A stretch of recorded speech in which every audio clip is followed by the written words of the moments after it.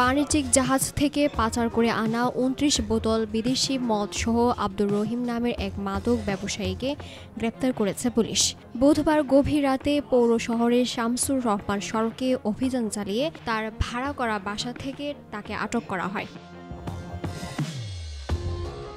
বৃহস্পতিবার দুপুরের পর মামলা দায়ের শেষে জেল হাজতে পাঠানো হয়েছে। পুলিশ জানান, গোপন সংবাদের ভিত্তিতে পৌর শহরের শামসুর রহমান সড়ক এলাকা অভিযান চালায় পুলিশের একটি দল। এ সময় পুলিশের উপস্থিতি বুঝতে পেরে দৌড়ে পালানোর সময় ধাওয়া করে তাকে আটক করা হয়।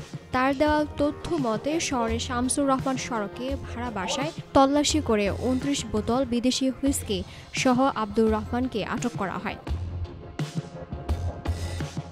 পুলিশের হাতে আটক আব্দুর রহমান পৌর শহরের মাদ্রাসা রোডের মৃত মজিবুল হকের ছেলে। মংলা থানা officer in charge K M Azizul Islam জানান, আব্দুর রহিম একজন চিহ্নিত মাদক ব্যবসায়ী। এর আগেও তার বিরুদ্ধে মাদকের মামলা সহ বহু অভিযোগ রয়েছে। জাহাজ থেকে বিদেশি মদ অন্য জায়গায় পাচারের জন্য বাসায় মজুত করছে এমন গোপন সংবাদ আসে পুলিশের কাছে।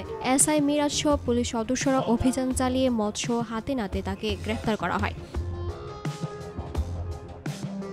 এ ব্যাপারে মংলা থানায় মাদকদ্রব্য নিয়ন্ত্রণ আইনে মামলা দায়ের শেষে বৃহস্পতিবার দুপুরের পর বাগেরহাট আদালতের মাধ্যমে জেল হাজতে পাঠানো হয়েছে বলে জানান পুলিশের কর্মকর্তা।